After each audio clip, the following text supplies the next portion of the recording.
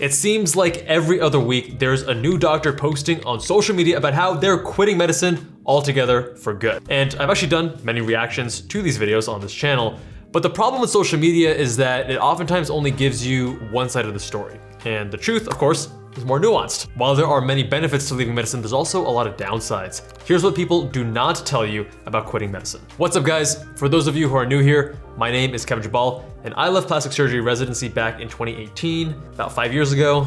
Damn, time flies. And I've actually helped mentor a lot of different people who are making similar decisions.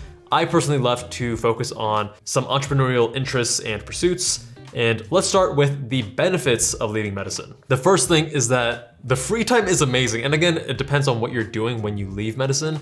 But if you're doing your own entrepreneurial pursuits, maybe you're a content creator, etc. The free time, for me at least, for the first 2 or 3 years, it felt kind of weird. I was like, don't I have to be somewhere or like do something? But I was in complete control of my time, and it literally took me 2 or 3 years to fully adjust. In both medical school and in residency, there's a lot of different demands on your time. And preclinical to clinical years, you gotta be in class, if it's mandatory or not. But especially during the clinical years of med school, you gotta be in certain rotations, and you always have someplace to be. You don't have that much control of your time. And normally you're working 6 days per week. Normally you only get 1 day off in residency and on a lot of med school rotations as well. And while other careers too, of course, have very demanding hours, medicine takes it up a notch. I mean, there are times when you're working 30 to 35 hour shifts when you're on call, and then you come in the next day as well. So part of the newfound time also comes with the freedom to sleep more. And here's the weird thing that a lot of people are gonna think is crazy. I did not like the feeling of sleeping 7 to 8 hours most nights for the first couple years because I was so used to, and this is very unhealthy, to being fueled by adrenaline and cortisol and just like go, go, go, go, go. And that sleep deprived feeling was normal because I'd been doing it year after year since pre-med years, then med school years, then residency year. And it felt like this high power engine, this Porsche flat 6 4-liter naturally aspirated, 9,000 RPM redline, just resting at idle sometimes. And by the way, if you like cars, Jabal on Cars, my newest YouTube channel, check it out over here. But essentially that feeling of the adrenaline, I didn't have that anymore. And I don't really drink caffeine. Well, prior to my tea obsession, which started, 2 years ago? Another thing that I've done with this newfound freedom all this time and this flexibility, using time however I want, is to prioritize my health, right? So I'm in my 30s, not getting any younger, and focusing on exercise, working out, lifting 4 times per week, and cycling at least 3 times per week is now the norm.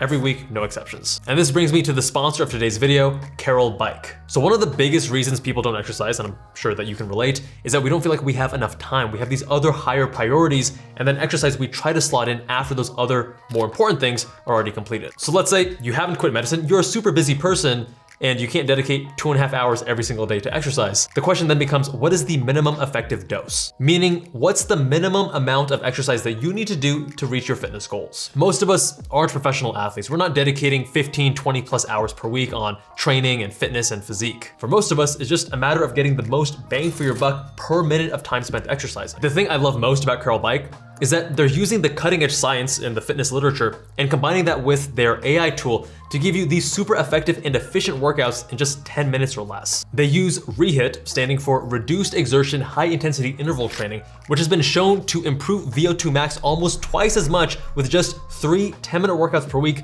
compared to 30 minutes of moderate intensity cardio for 5 times per week. And let's be real, everyone, no matter how busy they are, has at least 8 or 10 minutes a few times per week to exercise. I've been using Carol Bike for a few months now, and I gotta say, I'm impressed. I mean, it looks good, it's really easy to use, and it feels and just, it's a nice high quality product that you like having in your space. But real talk, if I did have this in med school and residency during those really challenging rotations when you're working 19-hour days for a full week, right? This would have made it so much easier to get the exercise in when it seemed impossible. They've also done a really solid job with the UI. It has enough customization for things like workout intensity, music preferences, etc., so that you can get what you want dialed in, but it's also not so complex that only a power user could use it. To try out Carol Bike for yourself, visit the link in the description, and for a limited time, use Jabal at checkout for $200 off your purchase. The next positive about leaving medicine is that the risk is oftentimes overblown. And don't get me wrong, medicine is a fantastic profession, but it is overrated. And what I mean by that, and I've said this many times, is that if you have 100 people, 100 pre-meds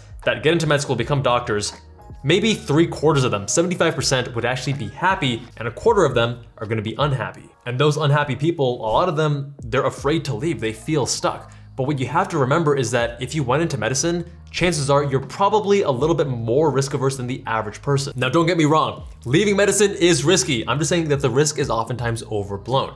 But it is risky, and you should not jump out of the plane and try to build a parachute on the way down. Definitely not. It's a big decision, and depending on your specialty, depending on your circumstances, you may or may not be able to re-enter. So only leave if you have a good reason. Things like your mental health and safety, right? That's a very important thing. But also things like if you're gonna pursue entrepreneurship or some other business idea, have a proof of concept, have a backup plan, because if things don't work out, you don't wanna be in a situation where you regret your decision. If you're thinking about doing your own thing, doing entrepreneurship, then please dip your toes in first, because it's not for everyone, and you need to have a proof of concept before you just jump all in. A lot of people love the ability to clock in, clock out, and they're done with work. They don't have to worry about the liability, the stress, managing people, hiring, all this other stuff that comes with entrepreneurship. There are other career options that allow you to use your MD outside of clinical medicine, and we discuss these in our alternative doctor careers video, link in the description.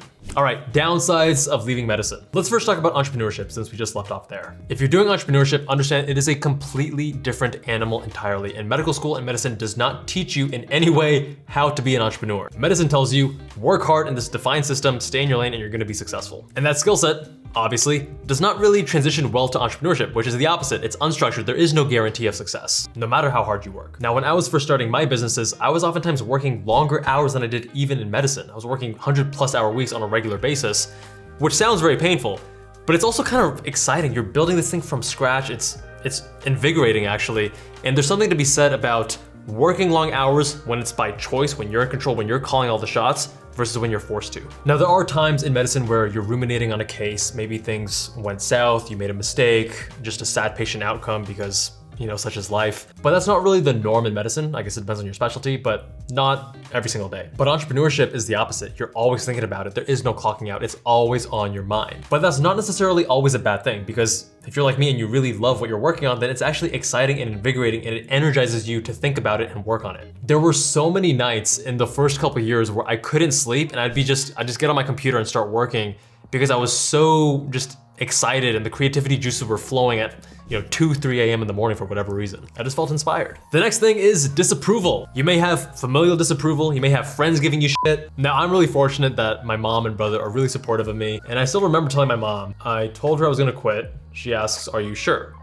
Yep, I've given it a lot of thought, and I'm gonna pull the trigger. I'm positive about this. She says, good, you work too hard. The other thing you have to remember is that people are gonna be talking smack, whether it's friends or colleagues that you know, and either they'll say it to your face or behind your back. But you gotta remember, like, the people that matter, they don't mind. And the people that mind, they don't matter. In the first couple years, I remember my mom telling me some stories about some family friends that expressed disapproval or like, hey, what's he doing? And I don't even remember the details. It's just like, it's not important. Now, one caveat here, I do wanna acknowledge that we're all wired differently. So it doesn't really bother me, but I'm also okay with being disagreeable. I don't feel the need to make everyone happy, and I never have, even when I was younger. And I mean, you can see that reflected in my businesses, right? So with Med School Insiders, with this channel as well, we're always focusing on doing the right thing, on bringing the truth, not trying to, MD versus DO or Caribbean schools or anything that is controversial. We will talk about scope creep, right? We will talk about and do what we believe is right, because we want to speak the objective truth and have, talk about both sides of the argument and let you guys decide, rather than trying to make everyone happy and water down what we're saying for the woke hyper whatever culture that's out there. The next downside is prestige and social status. This is definitely not a primary reason to pursue medicine by any means, but we're social creatures, and things like prestige and social status, they do matter to humans. And when you are a physician, when you are a surgeon, when you are whatever, it does carry generally a higher social status and prestige level than many of the alternate career paths that you can choose from. Now, again, making career and life decisions based on social status and prestige is probably not a good idea. It shouldn't be the #1 priority, but you do have to acknowledge that there are certain doors that are gonna be closed based on your perceived social status or prestige. I know someone who left medicine, and one of their early business ideas that they tried to execute on was creating leather goods. I don't think that's a good idea for multiple reasons, namely that they're not really leveraging their MD and they're competing with just about anyone who can create leather goods, which is a very large population. But you can also make an argument about the downgrade in the social status, right? Now, if you're a single guy and you go from doctor to leather worker, then you may actually notice that it's harder to date. And people may say, oh, hey, no, like it doesn't matter, your job, yada, yada, yada. But that's stated versus observed preferences. And we discuss more about dating and the realities of dating as a doctor up in this video here. Next up is survivorship bias. Look, not everyone who quits medicine becomes a YouTuber, right? There are so many other career paths out there. We just see this the most often because we consume YouTube. The other thing to keep in mind is that out of those who left, you're likely mostly just hearing about those who are actually successful. I mean, think about it. The YouTube doctor dropouts, for you to see them, they probably have a lot of views on that video, and to have a lot of views, they probably have a larger channel. And do remember that entrepreneurship is no guaranteed medicine. It's a pretty guaranteed path to a safe, comfortable, upper middle class lifestyle. Whereas entrepreneurship, a lot of people fail. Next up, the grass is always greener. Look, no job is perfect. And you probably have a long list of all the problems with being a doctor and clinical medicine overall. But you're trading the devil you know for the devil you don't. And there are problems with consulting, with McKinsey or whoever.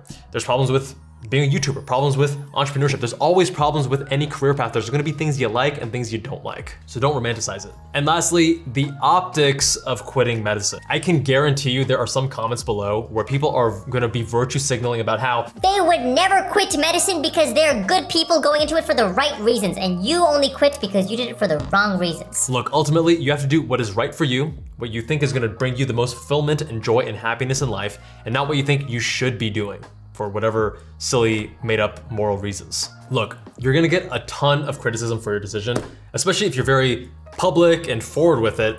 People like me, people like Ali Abdal, when in reality, I mean, there are tons of physicians who are public that quit residency, but they just don't publicize the fact that they quit residency. Anyways, but an example from my life, people told me at the beginning that I took a spot away from someone who could be practicing plastic surgery, and how dare I do this? That was so unjust of me. They are 100% factually just incorrect. They have no idea what they're talking about. And I explained why in a previous video. But what you have to remember is a lot of these people, they're reacting not from a place of objectivity or facts or reason. They are reacting. And they are triggered by something that you said or that you did. Because if they're putting medicine on this pedestal, this is an amazing profession, I'm sacrificing so much for it, how dare this person quit, be happy, be successful, etc. You are making me question my own decision. I don't like that, I'm going to attack. When I first quit, a lot of people told me that I was an idiot and that I'm gonna be so broke and you could have been making X number of dollars per year as a plastic surgeon and now you're doing this instead. Now I get the opposite criticism, which is because I'm doing well, that, oh, you quit because you're just money-minded and you just cared about the money and you thought you could make more money in this than you could in plastic surgery. You're never gonna make everyone happy. So again, the optics and the criticism, it does bother some people and it depends on the person. So if you've done the Big 5 personality test, Ocean, openness, conscientiousness, extroversion, agreeableness, and neuroticism, I'm definitely lower on agreeableness than the average person. So for me, I'm okay with that because it doesn't really bother me as much. But if you're much higher on it, it may weigh more significantly down on you. And that's what they don't tell you about quitting medicine. If you enjoyed this video, then check out this one, or why doctors are quitting medicine. Much love, my friends, and I'll see you guys there. That was a fun one.